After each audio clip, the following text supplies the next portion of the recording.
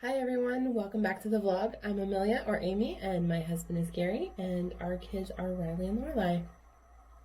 Thank you for joining us today. It's good to see you. How are you guys doing today?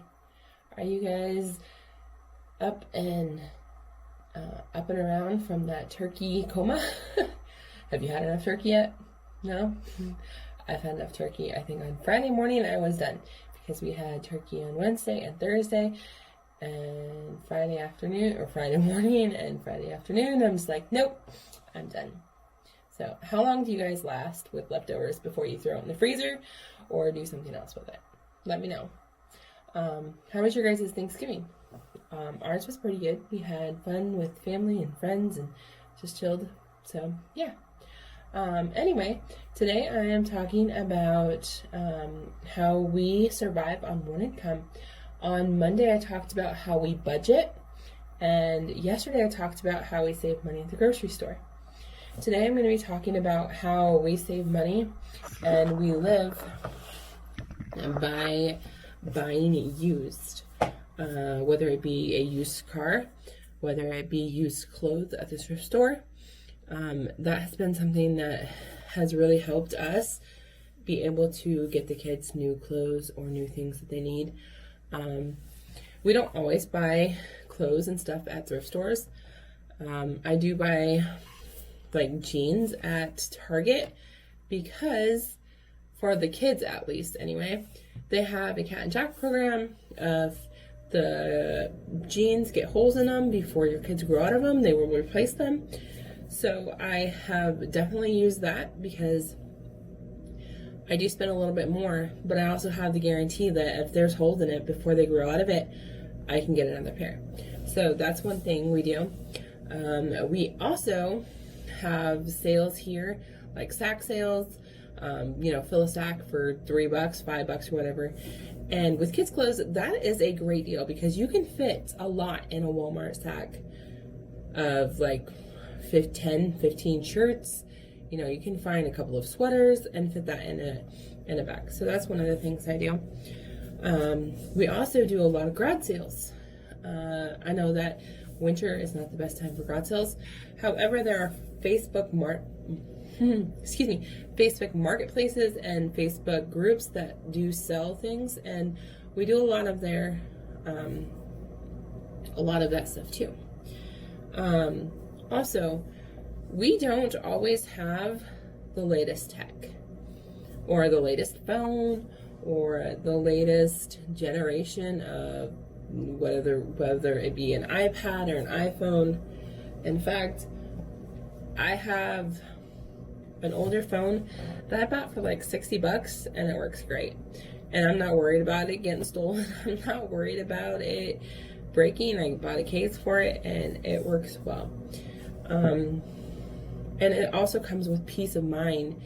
If I bought a $1,000 phone, I would be like glued to it because I would feel like I would lose it because I just set things down and I move, and I can hardly ever keep a hold of my phone as it is. So, but buying older generations, they work just as well and they're a lot cheaper. So not always moving up to the next generation or the next upgrade as soon as it comes. That is not something that we do. I know some families did do and it works for them and that's great, but to save money, we are behind a few generations in some of the high-tech stuff. We don't need a lot of the stuff that today's phones have. We just have a basic smartphone that was came out in I don't know, about 2-3 years ago. We bought it in 2020 and there it was probably 2 or 3 phones before we got the ones that we have now.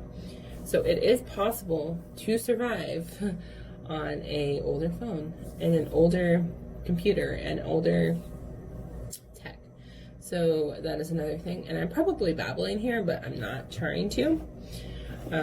So buying used and then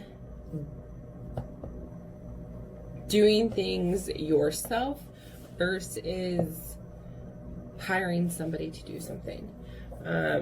we've lived in this house for 6 years and had to replace the roof twice and the gutters twice. The first time, 2 years ago, we had a tree fall on our house, and so we had to replace the roof. And we did the roof ourselves, and we learned a lot, and it wasn't the greatest, but it was done, and it was done pretty good because we passed inspection. And we saved a good, $8,000 to $10,000 doing it ourselves. And then again, this year we had a huge hailstorm where we have volleyball size dents in our roof. And even on the roof of my car, it looks like somebody had dropped a bowling ball on the roof of my car, which is pretty cool. But that was a little scary storm. And we did the roof again at that time back in June, but we didn't get it done till I'm not for sure when we got it done. I think it was September something we got it done, but we got it done. And again, we saved $14,000 for doing it ourselves. Yes, it was a pain in the butt and it was hard work. The kids learned a lot from it. I learned a lot from it, but doing it ourselves saved us quite a bit, where we were able to put money towards other things that we needed, some debts that we had. So not always, paying someone to do something, but there's also a limit.